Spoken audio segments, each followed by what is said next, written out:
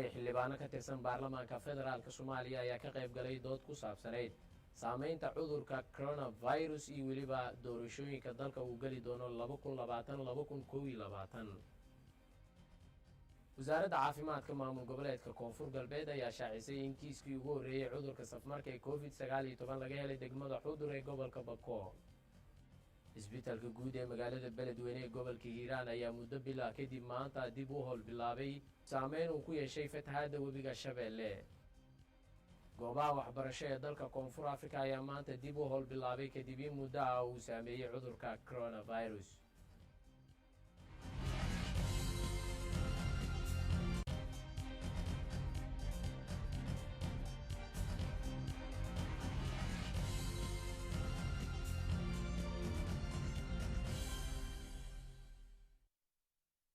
intii hore aad daawateen daawadayaal waa qodobada warka habeenimo ee telefishinka qaranka Soomaaliyeed idiin hayay kuwooda ugu door karoon xilligan iyo wixii ka dambeeyana u diyaar garoobo warkii oo dhammaystiran oo idin la socodsiiyay anigoo Cabbaas Maxamed Nuur Xuseen.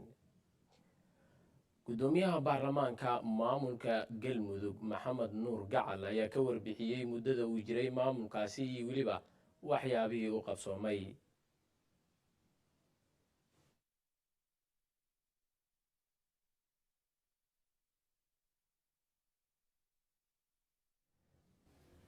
maamulka urdanka Galmudug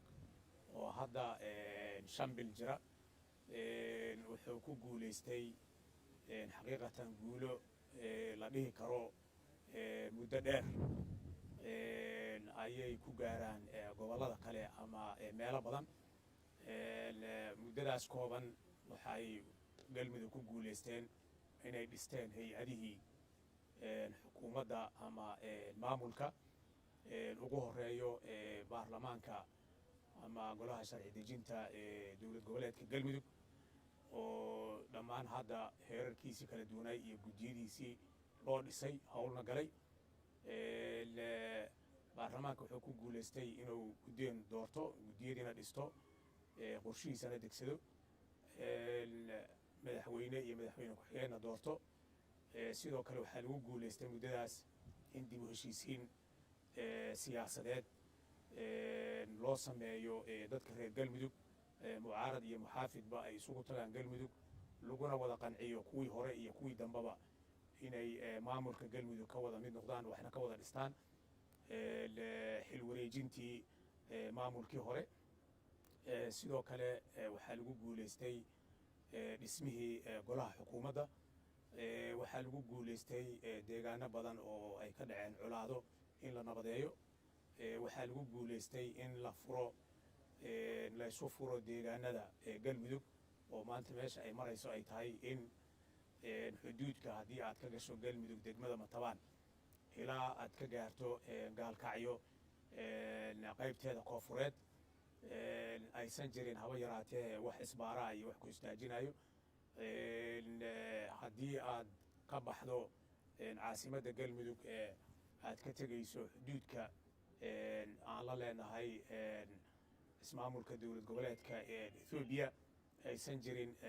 wax ku celinaa iyo waxaad ka baqayso oo habeen iyo maalin aad socon kartid nabaddu sida ay tahay Galmudug. waxaa hadda howl bilaabay xukuumadda cusub. dabcan xukuumadda cusub barnaamijkeeda la ansixiyey waxaa ugu horeeyo xuraynta iyo xasilinta degmooyinka bari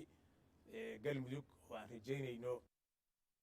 wasiirro iyo xildhibaano ka tirsan golaha shacabka ayaa waxa ay ka qayb qaateen dood ku saabsaneyd saameynta uu leeyahay cudurka safmarka ee COVID-19 iyo weliba doorashooyinka la filayo inay dalka ka dhacdo 2020-2021. xabiib axmed cali ayaa si ambaqaadaya warkan. xarunta cilmi baarista iyo horumarinta aadanaha oo kaashanaysa macadka doorashooyinka ee hanaqaadka dimuqraadiyadda Afrika ayaa soo qaban qaabisay doodan oo ujeedkeedu ahaa saameynta uu cudurka safmarka ah ee COVID-19 ku yeelan karo u diyaargarowga doorashooyinka 2020-2021. qaabka ay u dhici karto doorasho qof iyo cod oo daahfuran, helidda xasilooni siyaasadeed iyo qodobo kale ayaa looga dooday kulankan oo ay ka qayb galeen wasiirro iyo xildhibaano ka tirsan dowladda, madax ka socotay qaar ka mid ah xisbiyada dalka, aqoon-yahano iyo marti sharaf kale. gudoomiyaha xarunta cilmi baarista iyo horumarinta aadanaha luul salaad ibraahim ayaa ugu horeyn sharaxday faa'iidada ay leedahay dood wadaaggan ay qabteen. barnaamijkeena waxaa kusoo koobaya ama aragtideena doodan waxaa loogu talagalay inaan ka hadalno covid-19 pandemic dhacay adduunyada dhan ka dhacay. waxaan rabnaa anaga ka Soomaali ahaan inaan wax ka qorno. dhibkan haysta waxay tahay dagaalada waddanka ka dhacay, dhibaatooyin badan ay dhaceen. still ma haysana marka Google gashid reference sax ah oo Soomaaliya laga qoran ma jirto. dadkan waa ogtiin waa dad hadal waaye in waxaan ayadana loo bedelo inay hadalka ka gudbaan. gudoomiyaha guddiga difaaca ee baarlamaanka Soomaaliya Xuseen Carab Ciise ayaa ka hadlay fikirkiisa ku aadan saameynta cudurka safmarka ah ee COVID-19 ee u diyaargarowga doorashooyinka dalka ka dhici doona. anigu shakhsiyan waxaan qabaa inaanu saameyn weyn inuu ku yeesho ma aha lianna waxa weeyaan waa cudur aan la ogeyn oo yimi oo markaa aan loo diyaar garoobin. laakiinse mid baan ognahay 3 sannadood iyo badh ayaaba hadda baarlamaanka iyo xukuumadda la joogeen. marka systemkii doorashada lagu gelayey, sidii loo gelayey, qaabkii loo qabanayey, shuruucdiisii waxaasoo dhan inay diyaar ahaadaan bay ahayd. marka haddii wax dhibaata timaado sida dalalka kaleba ku dhacday cudurkaas baa lala dhiilgaraynayaa, waxaa la hagaajinayaa marka qaabkii hore haddii wax iska bedeleen war sidee baan ula tacaalnaa cudurkan lagu soo kordhay. wasiir ku-xigeenka wasaaradda caafimaadka Soomaaliya Maxamed Saciid Cabdullaahi ayaa sheegay in ay habboon tahay in la iska dhaafo malada iyo tuunka maadaama madaxweynaha jamhuuriyadda Soomaaliya uu cadeeyay in doorashooyinka ay dhici doonaan waqtigii loogu talagalay. ciwaankan wax badan baa ku hoos qarsan. anigu sidaan arko covid-19 wax badan oo laga sheegi karaa ma jiro, laakiin waa doorashada iyo ma dhici kartaa weyn sida aniga ila tahay sida hadda la yiri intan oo dhan waa huma iyo hadal badanaan soo wadnay. shalaytu baarlamaanka madaxweynaha wuxuu ku yiri waa qabanaynaa doorashadii. maxaad dhanniga aan anaga u halaynaynaa waay aan fikirkan qaldana weligeena uu nagu jiro oo ah qofkani warbeen buu sheegayaa waay un leenahay waay aanan u dhihin maxaan qaban karnaa haddaan axsaab nahay haddaan dowladi nahay maxaan kula qaban karnaa xaggeen u soconnaa aan isla jihayno waddanka. ceebna ma ahan aan idin sheego wax idinka tegay ma jiro Soomaaliya haddaad tihiin adduunka waan ka harnay. waa wada bilaabi karnaa anagoo dhan qalbi wanaagaan ku bilaabi karnaa mise waxaan ku bilaabi karnaa meesha aan ka nimid ka xun. maxaa yeelay waqti badan baa naga lumay 30 sano soo dhaafay adduunka horumar ku gaaray waad aragtaan. xabiib axmed cali warbaahinta qaranka muqdisho. wasaaradda caafimaadka maamul goboleedka koonfur galbeed ayaa shaacisay in kiiskii ugu horreeyay ee quseeya cudurka safmarka ee covid-19 laga helay degmada xudur oo ka tirsan gobolka bakool. maxamed xasan cabdiraxmaan wakiil wareedka warbaahinta qaranka ee magaaladaasi ayaa warkan halkaasi ka soo diray. wasaaradda caafimaadka dowlad goboleedka koonfur galbeed Soomaaliya ayaa xaqiijisay in markii ugu horeysay 5 kiis oo cudurka coronavirus laga helay magaalada Xudur. baaritaan dhowaan lagu sameeyay 11 ruux oo lagu arkay calaamadaha lagu garto cudurka COVID-19. si aan wax badan uga ogaano kiisaska cusub ee laga helay degmada Xudur waxaan xafiiskiisa ku booqanay isduwaha wasaaradda caafimaadka dowlad goboleedka koonfur galbeed Soomaaliya ee gobolka Bakool Mustaf Maxamed Axmed waxaana inoo xaqiijiyay kiisaska la helay iyo meelaha ay ka kala. wasaaradda caafimaadka dowlad goboleedka koonfur galbeed Soomaaliya ayaa xaqiijisay in markii ugu horeysay 5 kiis oo cudurka coronavirus laga helay magaalada Xudur. baaritaan dhowaan lagu sameeyay 11 ruux oo lagu arkay calaamadaha lagu garto cudurka COVID-19. si aan wax badan uga ogaano kiisaska cusub ee laga helay degmada Xudur waxaan xafiiskiisa ku booqanay isduwaha wasaaradda caafimaadka dowlad goboleedka koonfur galbeed Soomaaliya ee gobolka Bakool Mustaf Maxamed Axmed waxaana inoo xaqiijiyay kiisaska la helay iyo meelaha ay ka kala yimaadeen. dadka madaasaysan bal loo qaadmay baahan ilaa tuminka qof ahayn tuminka ugaas qof may baa in iska jareen siyad megalahayn maaragtay sidina balan ahayn dad oo 4 ilaa 5 qof oo kale ma ku kooyana maaragtay baadi dad oo tuulooyinkan dhoo ku kooyn magaaladana maaragtay kale may baa magaalada meel raay ka suganayn tuminka uu qof la qaaday may baa la ku helay 5 qof oo kumada ya positive negative ya udurka la ku helay dhig qof may baa negative. ugu dambeyn isduwe Mustafa ayaa bulshada faray inay u hoggaansamaan talooyinka wasaaradda. dadka oo maaragtay dadkaas jiri la dhalay inay yaraan booqashada ilaa boogan an insaan maaragtay sakal nolisum warqab laakiin aan boogan xarumaha caafimaadka oo maaragtay xarumaha caafimaad dadka maaragtay ka shaqeeyo dhakhaatiirta inay feejignaadaan dadkii mayba waa front line-ka ka jaro dadka sida dagaalka oo kale maaragtay military fronta dagaalka roogan yoona sida saasoo kale dagaalka maaragtay cudurkan yamanayaan yihiin saasa cudurkan la dagaalamayan inay is ilaaliyaan xarumaha isbitaalada publiga ee sida Sudur Hospital oo kale iyo isbitaalada Albert Hospital iyo isbitaalada gobolka Kialan inay yaraayaan populationka oo maaragtay admissionka oo iyo qofadayn inay yaraayaan soo meel raay booqashada iyo dadka maaragtay sawahan shumana in yaraada xarumana saasa ka fareen waa gobolkii saddexaad maamul goboleedka koonfur galbeed Soomaaliya oo laga helo cudurka COVID-19 maxamed xasan cabdiraxmaan warbaahinta qaranka magaalada Xudur isbitaalka weyn ee magaalada Beledweyne ee gobolka Hiiraan ayaa muddo bilaa waxaan ibnaan saameyn uu ku yeeshay webiga Shabeelle fatahaad uu sameeyay ayaa maanta iyo wixii ka dambeysaba dib u bilaabay howlihii caafimaad ee halkaasi uu ka waday wariyaheenna Cabshakuur Cusmaan Cali ayaa warkan halkaasi ka soo diray fatahaadii xooganeed ee dhawaan ku dhufatay Beledweyne iyo nawaaxigeeda goobaha ay saameysay waxaa ka mid ahaa isbitaalka guud ee Beledweyne waxaana maanta lagu guuleystay in isbitaalka dib loo furo isla markaana adeegyadii caafimaad uu sii jiray bulshada ay dib u bilowdaan munaasabad kooban oo lagu qabtay xarunta isbitaalka guud ee gobolka Hiiraan ayaa waxaa ka soo qayb galay dhakhaatiirta ka howlgasha isbitaalka iyo shaqaalaha Dr. Abdiqaadir Jabaax Iidle iyo weliba Dr.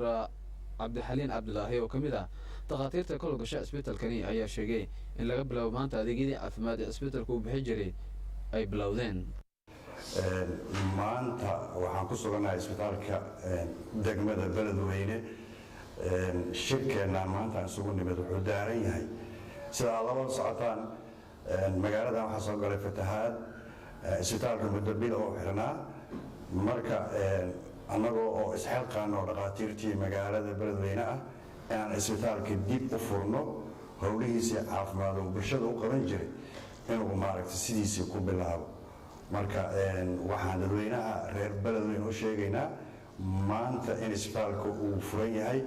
halkan waxaan rabnaa inaan maanta ka cadeyno annagoo dhakhaatiirta isbitaalka magaalada Beledweyne in isbitaalka Beledweyne oo maxay ahayd u xirnaa muddo biibaxadii inaan maxay maanta dib shaqadii loogu soo laabtay waxaana bulshada reer Beledweyne iyo nawaaxiga dadka deganba oo isbitaalka walba uu qaban jiray service-ka aan u cadeynaynaa dhammaan isbitaalka qaybihiisa kala duwan emergency-ga ilaa meesha ugu dambaysa isbitaalka inuu dhammaan u furan yahay howlihiisana ay ku soo noqdeen sidii caadiga ahayd bulshada marka waxaan maxay leenahay baahiyii ay u qabteen isbitaalka Beledweyne wuxuu diyaar u yahay inuu in ka qabtiro dhakhaatiirtii qaybihii ay ka shaqeyn jireen iyo meel walba shaqaalihii waxay diyaar ku yihiin qaybihii marka qof walba oo maxay ahayd baahida caafimaadka u haysay isbitaalka service-kiisii waxaan leenahay soo dhawow isbitaalka guud ee gobolka Hiiraan ayaa adeegyo caafimaad siiyay shacabka ku nool gobolada dhexe ee dalka Soomaaliya iyo sidoo kale qaybo ka mid ah dowladdeegaanka Soomaalida Cabdishakuur Ismaan Cali TV Beledweyne bulshada ku nool deegaanka Galmadoobe oo ka tirsan magaalada Buulaburde gobolka Hiiraan ayaa codsaday in loo sameeyo goobo waxbarasho iyo weliba xarun caafimaad Zakariya Cali Raage wariyaha warbaahinta qaranka ee magaaladaasi ayaa warkan halkaasi ka soo diray deegaanka Galmadoobe bari oo ah deegaan ay ku nool yihiin ku dhawaad 50 qoys ayaa waxa uusan lahayn goob waxbarasho oo maadi ah dhalinyarada ku nool deegaankaasi markii aad la sheekaysatid ayaa waxa ay ku sheegayaan in ay jecel yihiin dhalinyarada kale ee ku nool magaalooyinka kale in ay la jaan qaadaan balse aysan ugu holin goobo waxbarasho deegaanka Galmadoobe si aan ku baran lahayn ama aqoon oo maadi ah aan ku gaari lahayn dhalinyarada aniga nala fac ama jinkayna ah يعني dadka hadda aniga nala fac misalan waa dad hadda jaamacad dhiganayo waa dad hadda nolosha maadiga laga yaabo in meel sare ka gaarin baahidaha ugu weyn waxay tahay in iskuul barnaamij aan helno oo iskuulkaas si noola caawin kara dhibaatada kale ee deegaanka ka jirta ayaana waxa ay tahay malahan xarumo caafimaad qofkii ku xanuunsada deegaanka ama hooyadii ku foolataa waxaa loola soo cararaa degmada Buulaburde oo u jirta 7 kiiloomitir baahida caafimaad way iska badan tahay alxamdulillaah ilaahay baa caafimaad keena alxamdulillaah laakiin baahi caafimaad waa jirtaa xagga haweenka umulisooyinka hadduu ilaahay ku waxyaabaha noocaas cariiri badan waa u qabnaa xataa isbitaal ma qabno beledkiyaasaan mataqaana lagula orordaa alxamdulillaah tuulada dhexdeeda waxba kama jiraan waxbarashada dugsigan waxbarasho iskuulaadda waa iskaga baahannahay baahida ugu daran xaggaas waay dhowaan ayay si isxilqaamaha ay ku dhiseen dugsigan qur-aanka ah idiin muuqda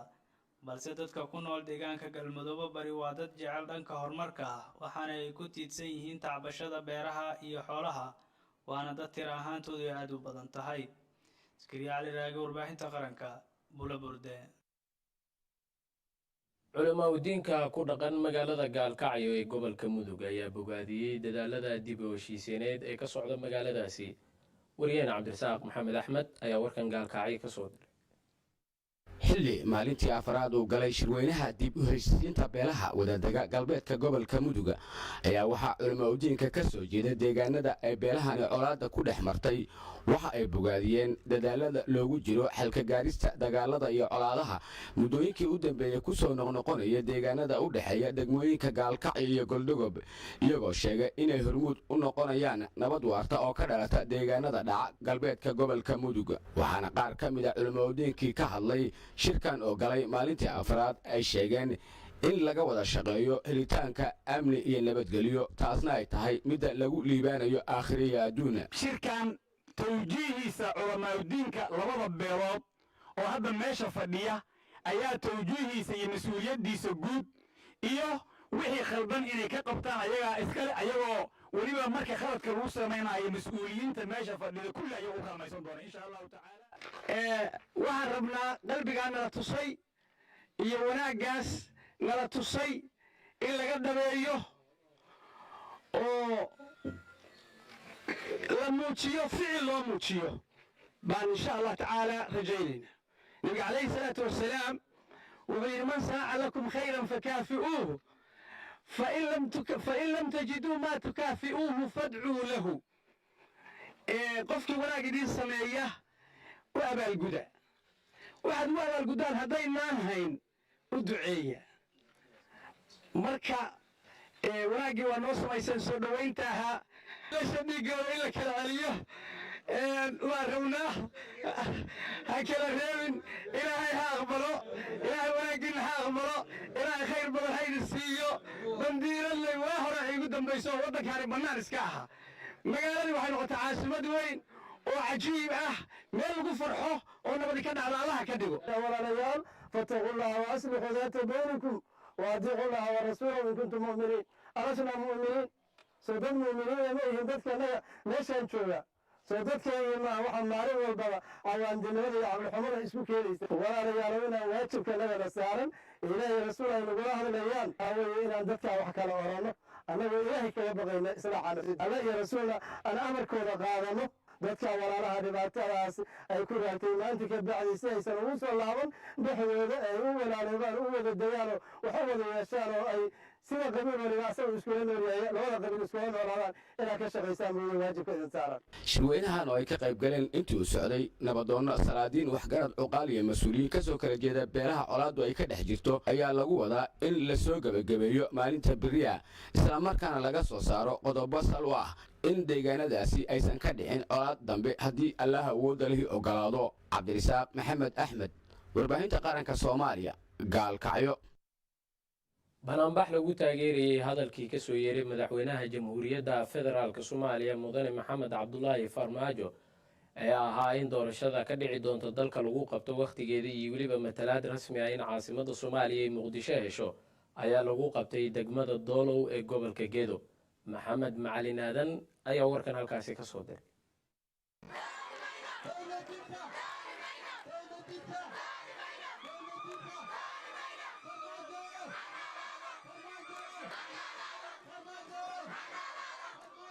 dibadbaxyadan oo ahaa kuwo waaweyn ayaa maantii waxa ay ka dhaceen degmada doolow soomaaliya waxaana ka qayb qaadanayay qaybaha kala duwan ee bulshaweynta ku dhaqan degmada doolow soomaaliya oo ka kala yimid xaafadaha kala duwan ee magaalada banaanbaxan ayaa lagu taageerayay dowladda federaalk ee soomaaliya gaar ahaan hadalkii madaxweynaha jamhuuriyadda federaalk ee soomaaliya mudane maxamed cabdulaahi farmaajo ee ahaa in markaasi doorashada ay xilligeedii ku dhici doonto iyo sidoo kale in magaalada muqdisho ee caasimadda dalkeena soomaaliya ay hesho matalaadda markaasi golaha aqalka sare ugu dambayntii bulshadii banaanbaxa dhigaysay ayaa isugu soo ururay mid ka mid a barxadaha waaweyn ee degmada doolow soomaaliya halkaasi oo hadalla markaasi lagu taageerayo dowladda soomaaliya laga soo jeediyey ilaahay baa mahad mudan maanta farxaddan iyo dabaaldeggan waxay u dhacaysaa khudbaddii madaxweynaha ummadda soomaaliyeed jaalle farmaajo uu ka khudbeeyey labada gole ee baarlamaanka kuna khudbeeyey qodobada kooban ilaahay baa mahad leh oo ay ka mid ahaayeen doorashada xor iyo xalaal u dhacayso maalintii loogu talagalay inaanan dhaafaynin kow midda labaad maqaamkii magaalada muqdisho oo soomaaliya oo dhan xukuntay maqaamkooda uu siiyey waan ku taageeraynaa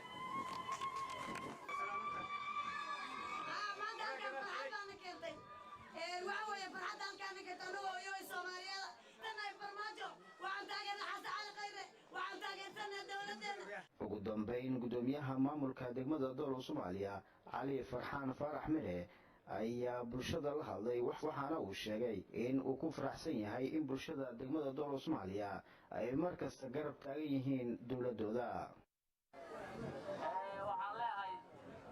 aad iyo aad ayaad u sahfantihiin doolow soobaxa aad samayseen kuna taageeraysaan madaxweynaha xukuumadda federaalka ee soomaaliyeed maxamed cabdulaahi farmaajo madaxweynaha waxaan ku taageeraynaa oo ku soo dhoweynaynaa guul iyo bogaadina halkaan uga diraynaa qodobkii ahaa inuu yidhi wax wakti ah oo lagu darahayo doorashada ma jiraan midaas oo dadkii danaha gaarkaa lahaa ay ka niyad jabeen dantoodina ay meesha ka waayeen cid kaste oo ka soo horjeeda midnimada soomaaliya iyo kala qaybsanaanta ummaddana ku dadaalayso waxaan leenahay ilaahay ha naga qabto ilaahay ha naga qabto ilaahay ha naga qabto soomaaliya ha noolaato soomaaliya ha noolaato soomaaliya ha noolaato soomaaliya ha noolaato maxamed macalin warbaahinta qaranka degmada doolow soomaaliya degma xeebeedka ayl ee gobolka nugaal ayaa laga hirgeliyey xarun lagu keydiyo dhaqanka iyo weliba abgabiyada soo jireenka ee soomaalidu leedahay yuusuf maxamed maxamuud ayaa warkan halkaasi ka soo diray ayl waxay ka mid tahay degmooyinka qadiimiga ee gobolka nugaal waxaana ku leedahay gudaha dalkeenna taariikho iyo xusuuso kala duwan degmada ayl waxay ka kooban tahay 2 xaafadood oo kala ah daawad iyo badey waana degmo lagu xasuusta inay saldhig muhiim ah ka ahayd halgankii gobonnimo doonka dalkeenna ee daraawiishtii sayid maxamed cabdulla xasan ayl haddii aan sharaxaad kooban kaa siiyo waa deegaan amnigiisu aad u sarreeyo waa deegaan dhulbeereed ah waa deegaan dhulxeebeed ah waa deegaan taariikheed oo ah oo ku suntan halgankii gobonnimo doonka geeska afrika iyo soomaaliyaba waxay ku habboon tahay degmadani dalxiiska beerashada iyo kalluumaysiga oo wada jira waana midda sababtay in sannadihii dambe degmada ayl ay soo jiidato indhaha dalxiisayaasha soomaaliyeed ayuu ku tiirsan yahay marka waxaan leeyahay wargoobo badan oo noocaan oo kale ay u baahan tahay ayl keliya maaha garacad baa u baahan ayl baa u baahan baargaal baa u baahan baylaa u baahan boosaasaa u baahan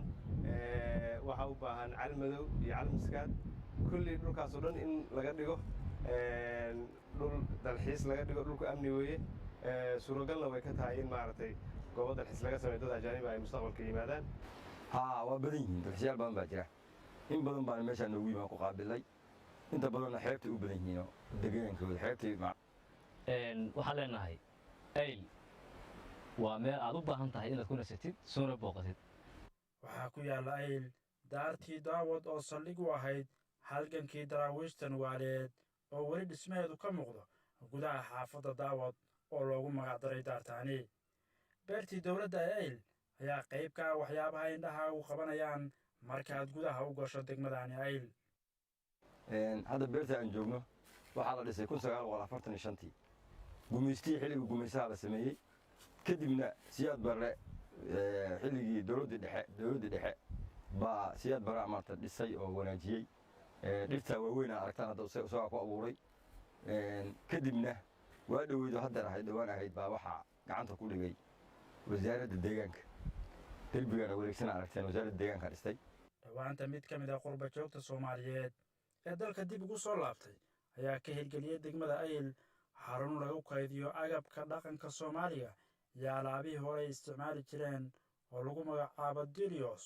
taasi oo soo jiidasho kale oo dalxiis abuurtay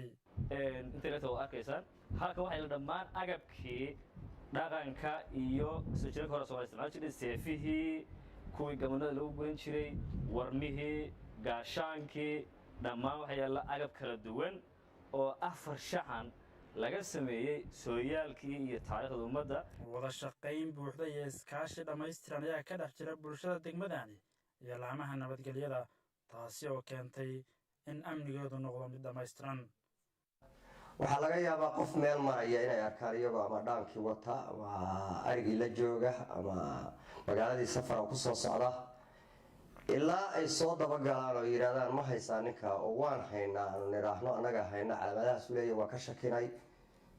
ilaa aanu nidhaahno waa haynaa kama haraaninay marka aad bay mahadsan yihin shacabka reerayl iyadaana sahashay nabadda haddii isku xiraani ayan jirin nabadgelyo ma dhacdeen isku xiraanshaha ayaa keenay nabadgelyada degmada ayl waxay kulansatay khayraad dabiici oo kala duwan oo uu siiyey juqraafi ahaan halka ay ka dhacdo dalkeenna balse waxaa jira caqabada haysta oo horseed ka yahay dhanka jidadka oo ay ku liidato yuusuf maxamed maxamuud warbaahinta qaranka soomaaliyeed magaalada garowe midowga dhakhaatiirta galmudug iyo weliba wasaaradda caafimaadka maamulkaasi ayaa si wadajir ah u soo dhoweeyey doctor maxamed cabdulaahi kooshin oo qaliimo dhanka indhaha waa indhafiiqis ka sameeyey gobolada dalka maxamed deeq cabdi maxamed ayaa warkan inoo haya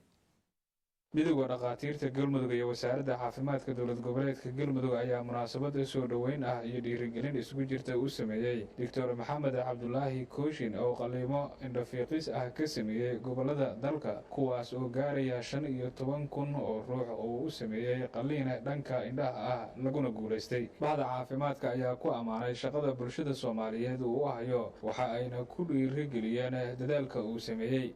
doctor maxamed cabdulaahi intaa ka aqaano iyo muhiimadda ay leedahay shaqada indhaha guud ahaan indhaha iyo caafimaadka qayb session kasta saa ognahay waxa waaye aad ay muhiim u tahay ama hooyadii dhalaha ka noqoto indhaha noqoto lafaha noqoto ama qaliin wixii rabtaa noqoto qayb walba muhiimad gaar ay leedahay indhahana kuma wasii jirto kooshin oo dhabtii marna walaal marna saaxiib ah gobolkan in badan ku kulannay meel la yidhaahdo gaalkacyo cadaado ilaa maanta nusreeb alxamdulilah caawa aan xafladan aan ka ag joogo qaadsiis dadkii maanta la daaweeyey oo maanta hooyo hooyeelkii ahaa duco taasaa ku filan ilahina hataa u aqbal ducadaasi dhammaan dhakhaatiirta galmudug gaar ahaan tiimka caasimaddana way ku garab taagan yihiin waxaan ku caddaynaynaa caasimaddu inay u baahan tahay oo ay ka jirto baahi dhanka aragga ah waxaan rajaynaynaa inaadan naga tegin oo aad xarun ka furo doonto hadduu ilaa yidhahdo caasimadda si ay uga faa'iidaystaan dhammaan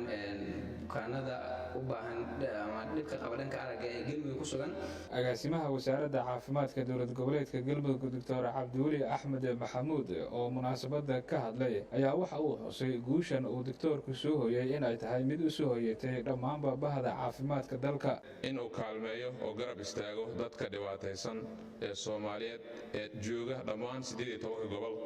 ee muxuu ahaayey ay ka koobantahay ummadda soomaaliyeed karaamada uu soo hooyey keligiis karaamadiisa maahan dhammaanteen inta dhakhaatiirku abtirsata iyo inta wasaaradda caafimaadku abtirsata iyo inta u damqanayso damiir bini aadanimo ku jiro ayay sharaf iyo karaamo u tahay 15 kun oo gaaray doctorka waana inaan isugu hambalyayno annagoo nagu matelay naftiisa ku matelay waajibaad saaraayo gutay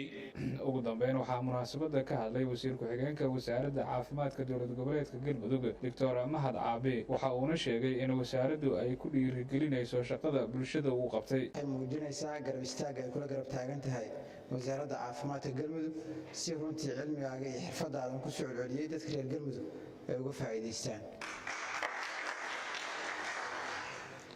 wasaaradda caafimaadka markii la yidhaahdo shaqadeedu 3 shaqo oo waaweyn ayay noqonaysaa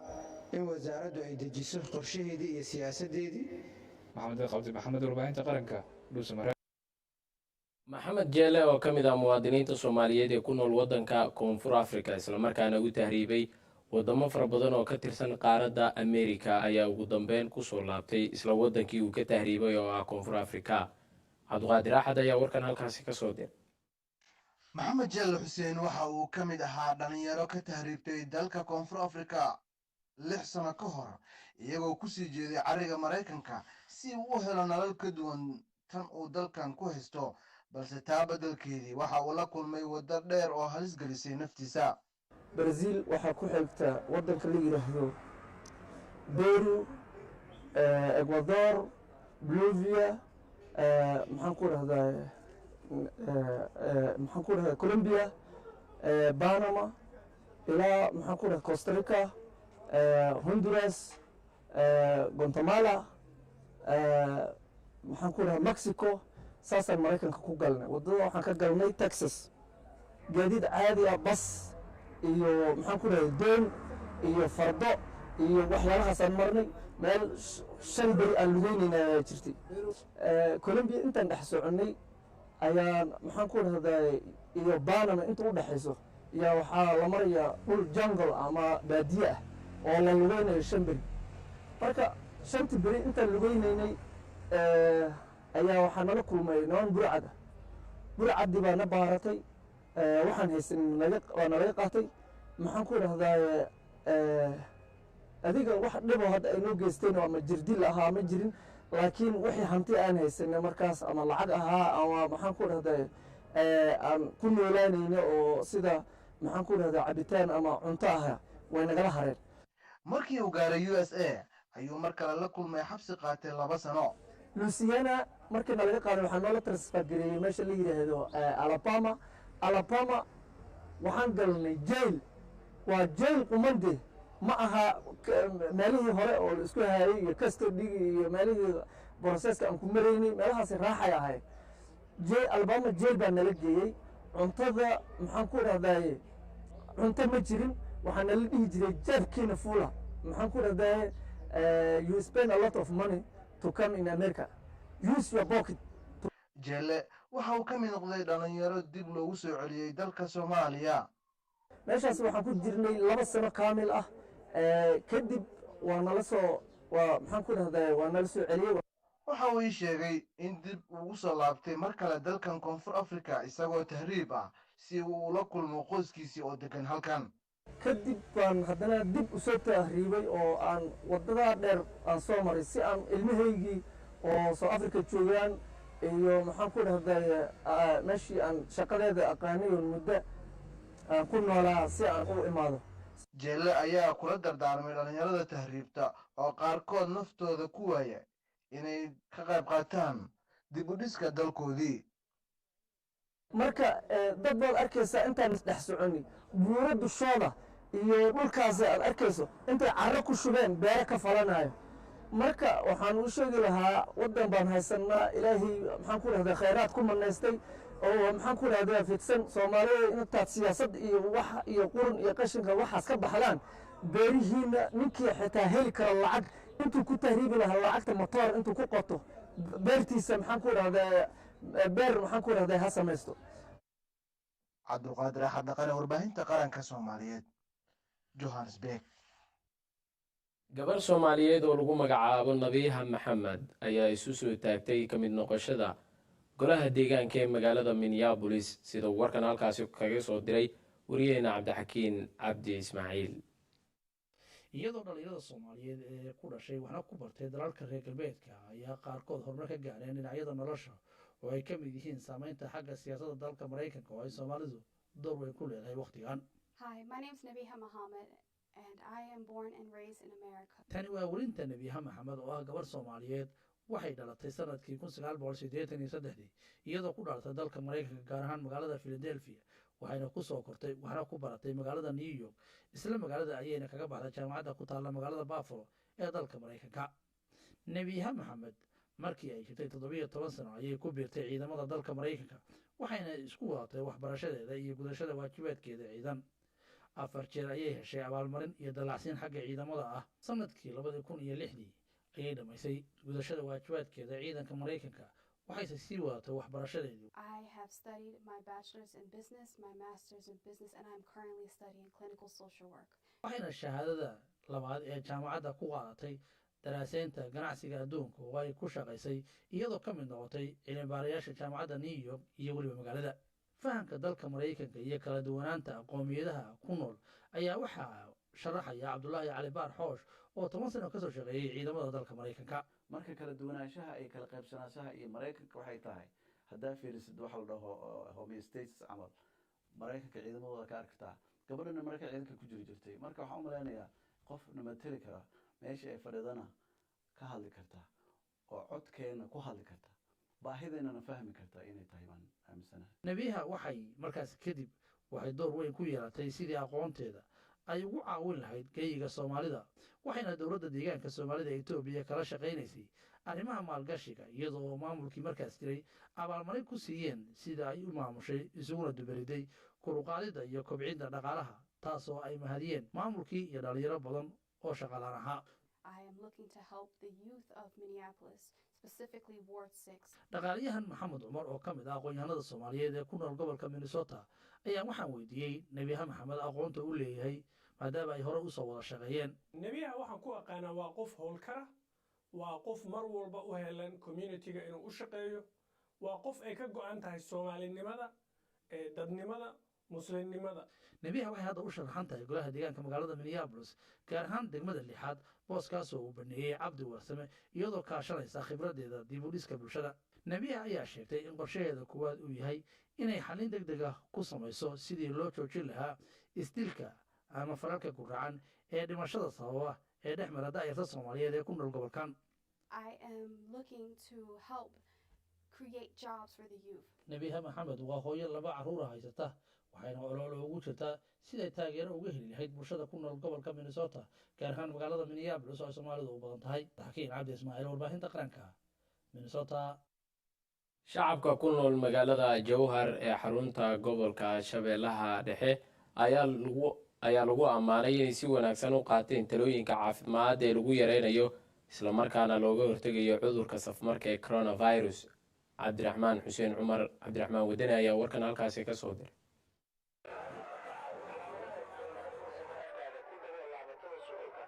wasaaradda caafimaadka dowlad goboleedka Hirshabelle iyo qaar ka mid ah bulshada ku nool magaalada ayaa xaafadaha kala duwan ee Jowhar si habsami leh waxa ay kaga wadaan wacyigelinta looga hortagayo cudurka faafa ee coronavirus. agaasimaha waaxda shaqada shaqaalaha iyo tababarada ee wasaaradda caafimaadka dowlad goboleedka Hirshabelle Axmed Siyaar Xaaji Xuseen ayaa sheegay in bulshada ku nool Jowhar ay fahmeen halista uu leeyahay cudurkan faafa ee COVID-19. waxay ila tahay aad u socotaa wacyigelinta labada gobolba hadday noqon lahayd macnaha gobolkaas Hiiraan iyo gobolka Shabeellada Dhexe hadda oon joogno waxaa jirtay marka qaabka wacyigelinta dadka inay macnaha aad hadda ugu soo dhiiranayaan oo waxaad moodaa bilii hore ee COVID-19 uu nagu cusbaa markii aan wacyigelinta u sameynayna dadka oon macnaha gaarsiinayna bulshada inay khalad u fahamsanaayeen markii la yiraahdo kala fogaanshaha ama face mask ama muxuu ahaa alcoholka gacmaha lagu dhaqdo markii qofka uu inuu u arko uu dareemi jiray maxaa inay tahay xaalado kale uu ka baqi jiro oo kula hadli jiro oo markaas xataa u qaadan jiro qofka markii la yiraahdo COVID-19 cudurkaas ku hay testigiisan ka baarayna ama qaabkaasan kaaga wacyigelinayna iska dhowrto kala fogaanshaha samaysid way naga carri jireen dadka hadda dadkii macnaa way noo dhagan nugul yihiin waa la hadalnaa waa tusnaa waa u sheegnaa qaabkay gacmaha u dhaqahayaan qaabka macnaa ay kala fogaanshaha u sameynayaan qofa markuu qabto si isaga dhowri lahaayeen iyo muxuu ah face mask si u xiran lahaayeen intiba hadda waxaa moodaa inay sida hore ay ka soo reynayaan ay soo dareemayaan. sidoo kale agaasime Axmed Siyaar Xaaji Xuseen ayaa sheegay in wacyigelinta ay gaarsiin doonaan tuulooyinka deegaanada dowlad goboleedka Hirshabelle. talooyinka wasaaradda ay soo jeedisay bulshada aad u qaadataa ilaa iyo heer tuulaan gaarsiinaa degmo waa ka tagnaa hadda marka wixii ka dambeeya sida hore maaha waxaan aadna muxuu ahaa tuulooyinka inaan gaarsiino gawaari inaan ku xidhanno microfono oo lagu wacyigeliyo codbaahiye loo duubo cudurkan covid-19 oo ah mid dhibaato leh islamarkaana dad badan galaaftay noloshooda ayaa hadda u muuqda mid bulshada ku nool jowhar dhibaatada uu leeyahay si aad ay u fahmeen. cabdiraxmaan xuseen cumar wadani warbaahinta qaranka soomaaliyeed jowhar. warkan daawadayaal aad kala socotaanna waa telefishinka qaranka soomaaliyeed xaruntiisa dhexe uu ku leeyahay magaalada muqdisho. iminkana kusoo dhawaada akhbaaraadka dibadda. goobaha waxbarashada ee waddanka koonfur afrika ayaa maanta dib loo furay kadib bil ay u xirnaayeen saameynta uu leeyahay cudurka safmarka ee coronavirus. waddanka koonfur afrika ayaa laga diiwaangeliyey in ka badan 50,000 oo kiis oo cudurka safmarka ee covid-19 ah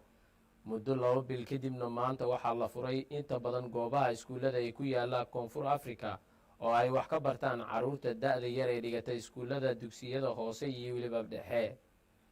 inta badan magaalooyinka dalka koonfur afrika ayaa saaka loo dareeray goobaha waxbarashada kadib fasax dheer oo looga hortegayey cudurka coronavirus waxaana iskuullada lagu diyaariyey